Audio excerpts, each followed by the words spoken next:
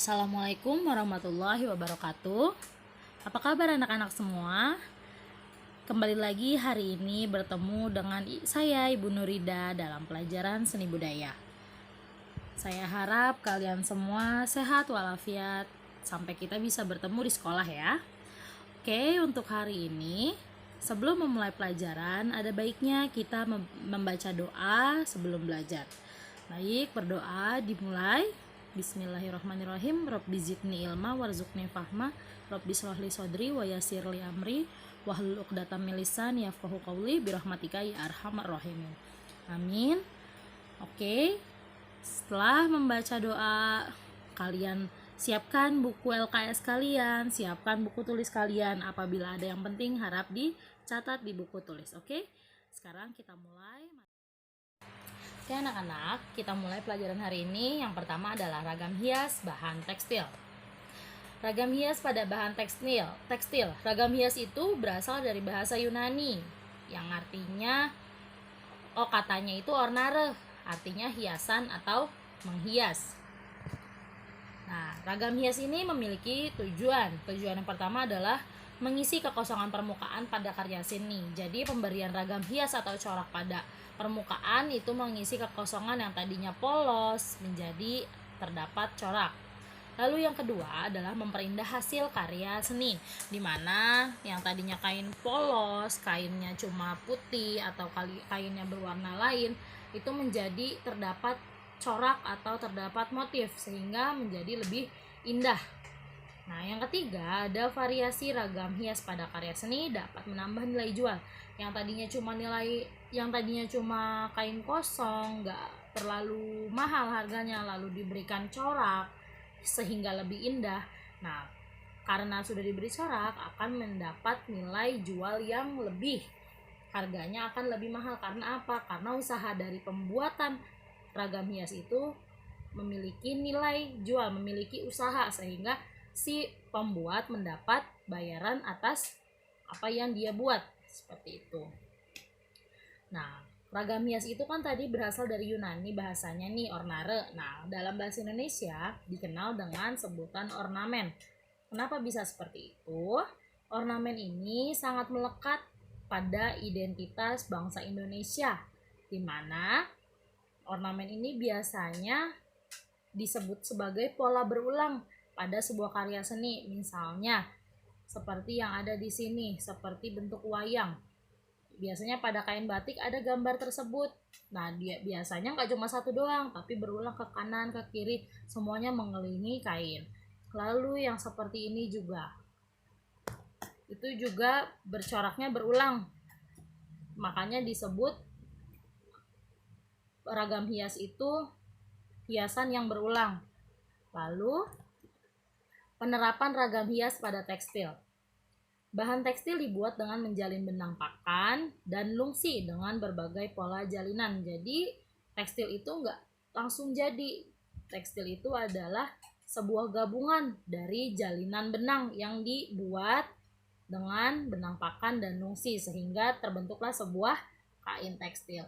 Nah, ragam hias pada bahan tekstil ini adalah bentuk dasar hiasan yang biasanya dijadikan pola yang diulang dalam karya kerajinan pada bahan kain tekstil. Nah, ragam hias penerapannya yang pertama biasa kita lihat dalam kain batik. Orang menyebutnya membatik. Membatik itu kan motifnya banyak tuh ya. Nah, ternyata motif-motif tersebut adalah penerapan ragam hias. Nah, membuatnya lihat seperti pada gambar, dia berulang-ulang banyak gambar yang sama tapi terdapat banyak. Lalu yang kedua ada menenun. Kalau tadi dilukis, membatik itu seperti dilukis, kalau ini ditenun menggunakan alat, disambungkan kainnya seperti dianyam. Lalu membordir ini biasanya menggunakan alat mesin bordir. Nah, di mana dia itu benang-benang tersebut dibuat menjadi sebuah bentuk-bentuk yang sudah direncanakan atau disketsa di kainnya. Lalu ada menyulam, seperti tadi membordir. Bedanya kalau membordir tadi menggunakan mesin, kalau menyulam ini menggunakan benang jahit dan kita mengaitkan benangnya itu menggunakan tangan langsung. Lalu ada melukis, seperti di gambar ada melukis pada sebuah kertas menggunakan pensil. Itu biasanya melukis pada kain, pada kertas, tapi bisa juga kita melukis pada kanvas lalu diwarnai dengan menggunakan cat air. Jenis dan sifat bahan tekstil. Bahan dasar tekstil akan mempengaruhi sifat dari bahan tekstil yang diproduksi guna melakukan pemeliharaan bahan tekstil dengan tepat dan benar. Jadi sebelum kita membuat corak, menerapkan ragam hias, kita harus tahu nih bahan apa sih yang akan kita gunakan untuk membuat ragam hias tadi. Nah, berdasarkan sifat atau karakteristik bahan tekstil, perlu diketahui oleh konsumen hal ini terkait dengan fungsi, penggunaan, dan pemeliharaan pada bahan tekstil agar busana, linen rumah tangga atau bendanya itu bisa kita rawat dan awet. Nah, jenis dan bahan sifat tekstil yang pertama ada katun. Katun itu sifatnya hidroskopis atau menyerap air. Dia memiliki bahan yang mudah kusut, kenyal, dan dalam keadaan basah kekuatannya bertambah lebih kurang 25%. Jadi ketika basah, katun itu akan lebih kuat, tidak mudah robek. Lalu katun itu dapat disetrika dengan temperatur panas yang tinggi. Nah, katun linen ini mengandung lilin. Oleh sebab itu tidak perlu kanji dalam pengkakuan pakaian ini. Lalu katun linen ini tidak tahan klorin. Yang kedua ada katun rayon. Nah, katun rayon ini bedanya lebih licin, lebih mengkilap, dan juga dia tidak mudah kotor. Karena biasanya kalau rayon ini kan tadi licin, dia itu kotoran cuma melekat di luar-luarnya aja. Ketika diusap bisa hilang kotorannya. Kalau sifat sintetisnya masih nggak jauh beda sama katun biasa. Lalu ada wool. Wool ini adalah sifatnya itu kenyal, dia tidak mudah kusut. Kalau dipanasin itu menjadi lunak. Dia kenyalnya akan berkurang, yang tadinya agak lentur menjadi kaku. Nah, wool ini bersifat mengikat panas, makanya dia tidak tahan panas karena serabutnya keriting. Ketika dia terkena panas, dia akan kaku keras.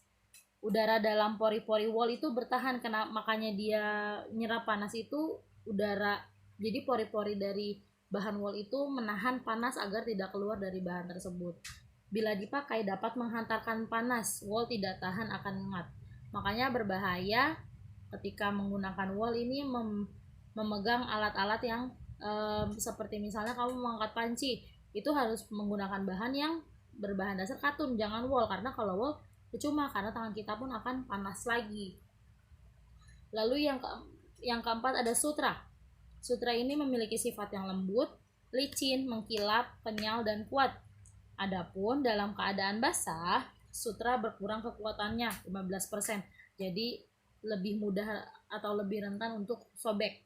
Bahan sutra itu tahan oleh ngengat, banyak menghisap air. Jadi ketika kita merendamnya di air, itu air yang ada di situ akan terserap ke dalam kain. Dan bila dipakai memberikan rasa sejuk. Jadi bahan sutra ini harganya lebih mahal daripada yang lainnya, tetapi ketika dipakai tidak gerah, namun sejuk. Selanjutnya ada drakon atau polyester dan nilon. Di sini drakon itu dakron itu seperti kapas. Lalu polyester itu dia bahannya seperti plastik agak lentur dia. Cepat kering, tidak mudah kusut. Jadi tidak perlu disetrika.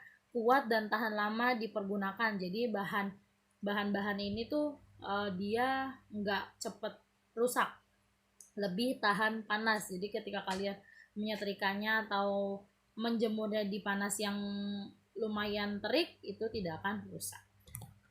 Oke, untuk materi hari ini cukup sampai di sini dulu. Soal akan saya berikan di dalam Google Form, jadi mohon perhatikan video dengan baik.